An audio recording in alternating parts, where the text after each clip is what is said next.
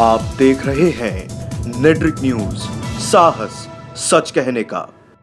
नमस्कार, मैं हूं आपके साथ प्रेरणा तलवार और आप देख रहे हैं नेट्रिक न्यूज। और विधानसभा चुनाव के नतीजे आने के बाद मध्य प्रदेश में कांटे की टक्कर का आलम था और जीत कांग्रेस की हुई। मध्य प्रदेश में कांग्रेस भले ही बहुमत से 2 कदम पीछे रह गई हो, लेकिन आखिरकार बसपा, सपा और निर्दलीय विधायकों के समर्थन से उनकी सरकार मध्य प्रदेश में बनने जा रही है। कांग्रेस पार्टी में खुशी की लहर दौड़ रही है क्योंकि 15 साल बाद कांग्रेस की एमपी में वापसी होने वाली है और इसके पीछे कांग्रेस अध्यक्ष राहुल गांधी के द्वारा किया गया वो वादा माना जा रहा है जो उन्होंने राज्य के किसानों से किया था। गौरतलब है कि कांग्रेस अध्यक्ष राहुल गांधी ने कर्ज माफी की घोषणा की थी और इसी घोषणा का ही असर है कि एमपी की 126 ग्रामीण सीटों में से साल 2013 में 38 सीटें जीतने वाली कांग्रेस इस बार 68 सीटों पर काबिज हुई है। लेकिन इस बात को भी नकारा नहीं जा सकता कि कर्ज में डूबी मध्य प्रदेश की नई कांग्रेस के लिए ये वादा निभाना काफी मुश्किल नजर आता है। और अब जाहिर सी बात है कि बीजेपी की हार के बाद उनका अपनी शांति के लिए कांग्रेस पर तंज कसना आम हो चुका है, क्योंकि यही एकमात्र तरीका बचा है बीजेपी के पास। आपको बता दें कि मध्य प्रदेश के कार्यवाहक मुख्यमंत्री शिवराज सिंह चौहान का कहना है कि उन्होंने कांग्रेस की जीत पर कमलनाथ को हृदय से शुभकामनाएं दी हैं। शिवराज का कहना है कि कमलनाथ प्रदेश का विकास करेंगे तो हम उनका पूरा सहयोग करेंगे।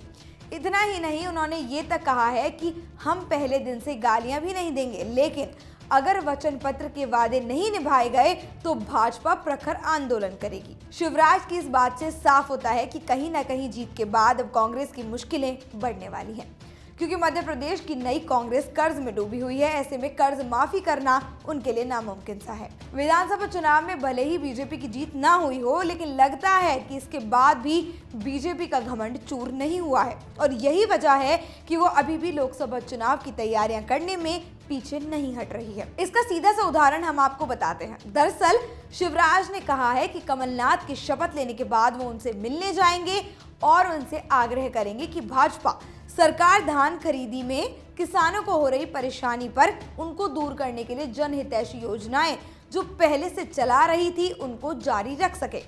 ये तो थी बात बीजेपी की। कांग्रेस की जीत के बाद बीजेपी लोकसभा चुनाव के लिए कैसे कांग्रेस को नीचा करके अपना पलड़ा भारी करने की कोशिश कर रही है, ये सबको दिखता है। लेकिन अगर गौर किया जाए तो अंदाजा यही लगाया जा रहा है कि एमपी के खजाने की हालत नासाज है और लगता है कि कहीं न कहीं कांग्रेस अध्यक्ष राहुल गांधी ने बिना सोचे समझे और बिना राज्य की आर्थिक स्थिति को जाने ही ऐसा लुभावना वादा किया था। हालांकि ये वादा पूरा नहीं किया जा सकता और किया भी जा सकता है, लेकिन 10 दिनों के भीतर इस वादे को पूरा करना नामुमकिन सा नजर आता है। दरअसल इनके हालात ये हैं कि राज्य सरकार ने खजाने पर जारी अपना लोन चुकाने की समय सीमा बदल दी है।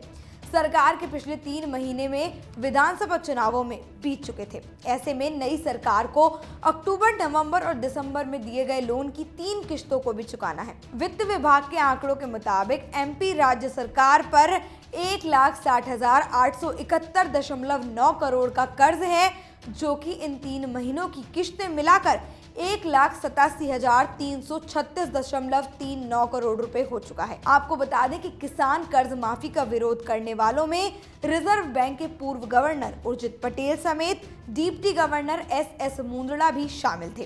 कर्ज माफी का विरोध करते हुए मुंदड़ा ने कहा था कि इससे कर्ज लेने और देने वाले के बीच अनुशासन बिगड़ जाता है। देश के सबसे बड़े बैंक एसबीआई की 2017 में चेयरपर्सन रही अरुंधति भट्टाचार्य ने भी किसान कर्ज माफी पर आपत्ति जताई थी। भट्टाचार्य ने भी इससे बैंकिंग अनुशासन बिगड़ने की बात कही थी। उन्होंने कहा था कि कर्ज लेने वाले कर्ज चुकाने के बजाय अगले चुनाव का इंतजार करने लगते हैं। अब देखना यह होगा कि क्या कांग्रेस अपने वादे को पूरा करने में सफल हो पाएगी। इस मुद्दे से जुड़ी सभी जानकारी हम आप तक पहुंचाते रहेंगे, लेकिन फिलहाल के लिए दीजिए हमें इजाजत। और भी अहम खबरों को जानने के लिए सब्सक्राइब करें नेट्रिक न्यूज को। हमारे साथ जुड़े रहने के लिए हमारे YouTube चैनल को सब्सक्राइब करें, साथ ही बेल आइकन को दबाएं। नेट्रिक न्यूज की खबरें सबसे पहले देखने के लिए।